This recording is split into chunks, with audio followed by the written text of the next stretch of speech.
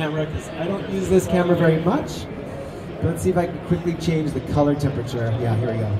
I'm going to just warm this up a little bit. So let's imagine that this is an interior night scene, right? Warm it up a little bit more. Here we go. Great. So we got this nice little one thing. Got this guy going.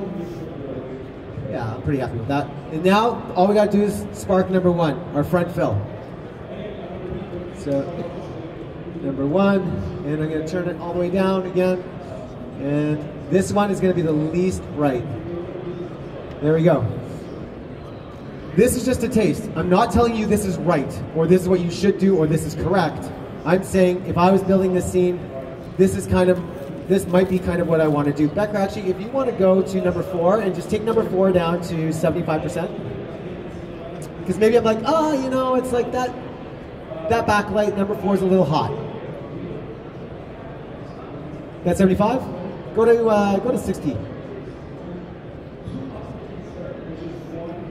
Let me know when we're there. Great, that's 60. So I'm just gonna come out here. I still get that accent on her hair. That would not exist without number 4, right? I get that accent here, but then you, other than the light of the eyeballs, you can't tell where the light's coming from. That's the goal. I don't want you to know where the light is coming from. Check out how much time I got left. Great, I got 13 minutes. Okay, so the last thing I'm going to show you is, I want you to remember this word, SOFHOB. S-O-F-H-O-B. Who in this audience knows what I mean by when I say SOFHOB? Nobody? Good. I'm going to show you SOFHOB. Okay, Becca, let's roll in the table. So we're going to create a little scene here. And let's have you have a seat, love. Okay. I'm going to lower my camera. So imagine this is like an evening scene. She's working at her desk. Or maybe like it's better illustrated as a daytime scene. So I'm going to change my color temperature back. Give me a second here. How do I do this? There we go. Okay, so we're back to daytime color temperature. And yeah, put this here. There we go. This is when you go home tonight and you turn on your streaming service, or you watch a movie, or you watch a TV show, I'm almost certain you're going to see this.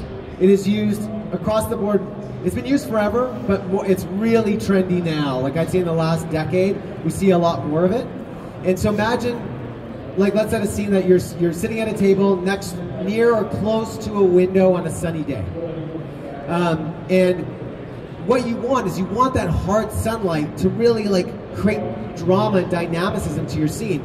The problem is hard light on a person's face rarely looks good unless you're an old grizzly man in the desert midday, right? Unless you're Clint Eastwood, hard light's gonna be tricky to make you look good. So we don't want hard light necessarily falling on our subject. So what we're gonna do is, Becca, if you want to kill 4 and 3 for me, please. And I'm now going to go back to putting my fixture up on this stand. Make sure I'm not hitting anybody. Oop, there we go. Okay. Whoop. It's a tight stage, and I'm not the least clumsy person in the world. Okay. So I'm going to do that again. Okay. I'm going to deal with all this business again. Okay. Ta-da! There we go.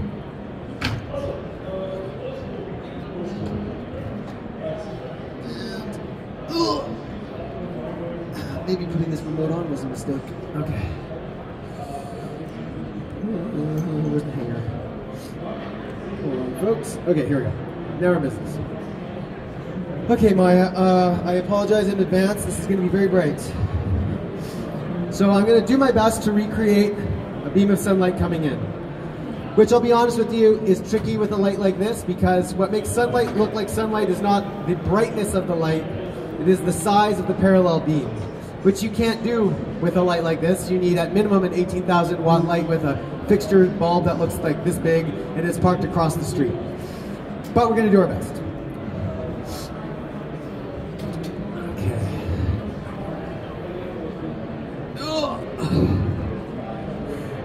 And she's going to be, can I get a little jam on this? Let's, why is that?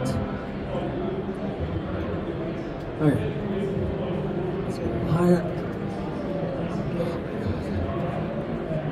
Okay, here we go. So I'm going to spark this. It's going to be super bright. I'm intentionally going to make it very bright. Okay. I'm just going to add some ND just so you can see the effect of the hardness on the light on her. I'm going to widen out a little bit so we have a bit of a scene. Let's actually move this to the side a little bit. And all right, and then I'm going to add some ND. Okay. So, do we have? Can you just fire that guy? Replace the when you get a chance. Just replace the 60 with that while I work. So for the backlight, just because the 60 doesn't even show up, right? Okay, so we could do this again. This isn't wrong if this is what you want the audience to feel or the mood that feels right for you. It's just not done that much. Okay? But what's nice is, now Maya, if you pretend you're working, just look at the shadows as they kind of fall on her body. Like, it's a very nice dynamic thing. If I had like even like a little bouquet of flowers, you'd see sort of the, you know, the hard light shape kind of on her, right? Speckly, that kind of thing, which looks really, really nice. But again, her face doesn't look that great. So what we're going to do, I'm just going to do this myself. Anyone figure out what soft op means yet? I'm going to tell you. Soft on the body, sorry, soft on the face, hard on the body. So we got a hard light, and a great example is, if you're like an indie filmmaker, you got no money, no budget, and you've got a bright sunny day, it's like 11:30 in the summer, you know, between 11:30 and 1 o'clock, that sun's not really going to move that much. It's going to move very little. So you park somebody next to a window, and you get that sun blasting their face, and all you're going to do is take a bed sheet, a frame, whatever diffusion you have, and just outside of frame, Becca, I think I'm going to get you to do this because I can't see the frame. Okay, so I'm going to get Becca to walk in with it. And let's get her focused. Walk in. So see, there you go. And keep walking in there. And then walk out. There we go. And bam. Okay, so this is the look.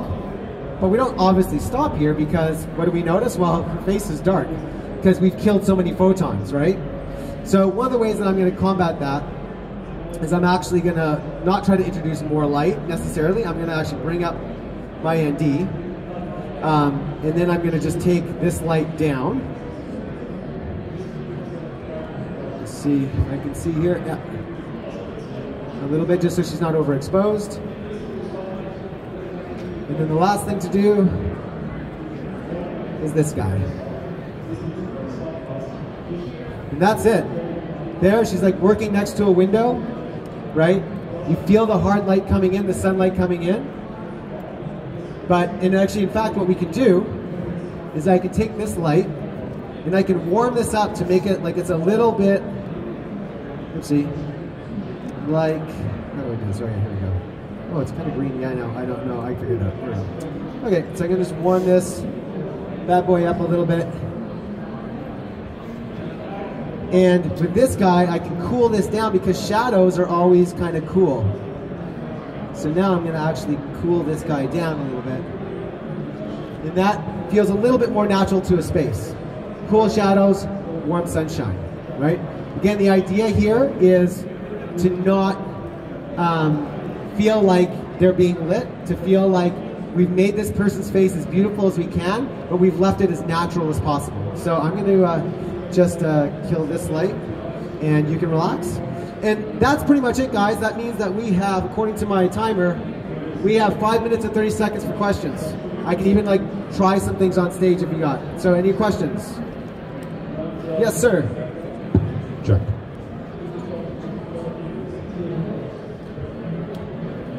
Yep. question the gentleman had is star filmmakers in the audience. Go Argentina. Are two catch lights better than one? There is no official answer to that because it's based on personal taste. It just depends on the mood you want. Like I always illustrate the film No Country for Old Men or No, Sicario.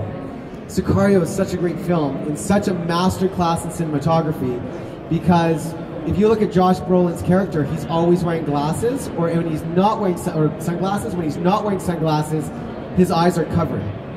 We want to make people who the filmmaker doesn't want you to befriend, who they want you to believe is a source of antagonism in the story. You don't want catchlights in their eyes because the minute you got catchlights, you connect with them as a human being. But then all the people that the filmmaker wants you to connect with, to be on their side, even if they're tricking you, catchlights, because they want you to feel connected to them. Another great one is Tarantino in, what's the Nazi one? Glorious Bastards. So the female protagonist in that story, every scene she's in, her eyes are just sparkling, right? Because she is like vulnerable. She is your protagonist. You need to fall in love with her. So how many catchlights you add is relative to how you want the audience to feel about that person. No catchlights, dead, right? It's all choice. It's all control. We're always trying to control for manipulating the audience, right? In good and bad ways. Any other questions? Yes, miss. We got a microphone flying in for you. Things over there, so you always put the light through that so it diffuses? Is that correct? So the question is, the diffusion material that I have behind me here, again, you can use shower curtain, bed sheets, whatever you want. They can actually be just fixtures themselves, although if it's just fixtures going through a softbox, it's not going to be as large and you won't have as much that nice spread and that control. And so try to make those things as large as you can. So another thing you could do, imagine we're shooting this in someone's house and it's white walls. All I would do is just point the light to the white wall. Number 4 and number 3 would be pointed at the white wall. That's it. And I would turn number 4 a little bit brighter so that number 4 is the back one. Okay, 4, 3, 2, 1. Okay. And then you said not to point the light to the face. So that is a filler versus a light? This is a fill. Yeah, so it's going to be the darkest one, the least obvious one. Its job is just to wrap that key light around and fill the front in. But we still retain that dark side contrast if we want it. If we didn't want that dark side contrast, I would just bring in, again, a bounce, that kind of thing. So in terms of fabric, do you suggest any fabric? Yeah, I mean, as filmmakers, we use special fabric because we know the light value. We know that it's not going to change the color. Like, you go buy a bed sheet at, like, Walmart or whatever, it's the white one. It's white, but, like, actually when you punch a light through it, it's, like, pink white, or it's blue white, right? Like, it's not perfect white.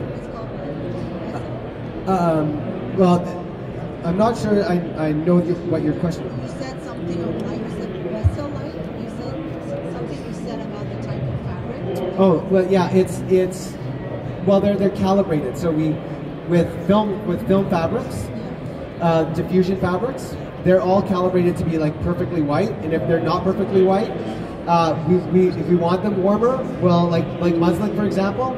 So this is kind of like I don't know, it's muslin fabric. This is bleached, so it's perfectly white. But you can get unbleached muslin that is warm. That's like this, what looks like coffee stained one. It's a little closer to that, and that's intentional to be warmer. So when you buy like a shower curtain or a bed sheet, you don't know how like it's going to affect your color. I mean, you're going to have to compensate for that. With these, we know actually how much stops of light we lose per quarter, half, eighth. Whatever full, whatever we're using, and we know that it's calibrated to color more or less, so it's predictable. And when we're working in professional environments, you have to have everything be predictable. But if you're just on your own, then it's not as necessary, right? They're also mostly flame retardant, so if there's anything on set, like lights get really hot, so they can stand up to flames, where other things I can't guarantee you is not going to just burst into flames. Sir, you got a question? I was going to ask, if you're traveling around and you're trying to be as minimalistic as possible, yep, which lights would you recommend? I get this question a lot.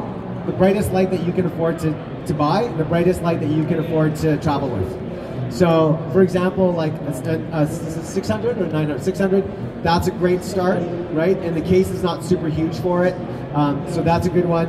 Again, like the more lights you buy, especially if you're taking flights, you're going to be paying all this extra baggage, so you've got to think about like the size and weight of everything. But I would say like minimum 300 watt COB, minimum. And then anything above that is going to be a bonus. I feel secure with a 600. I feel even more secure with a 900. And that is my time. If you guys have any other questions, please feel free to talk to me after. Thank you for coming. Thank you, Maya. Thank you, Jeff Becker. And then my information, if you want to find me online or reach out to me online, it's just all in the program or on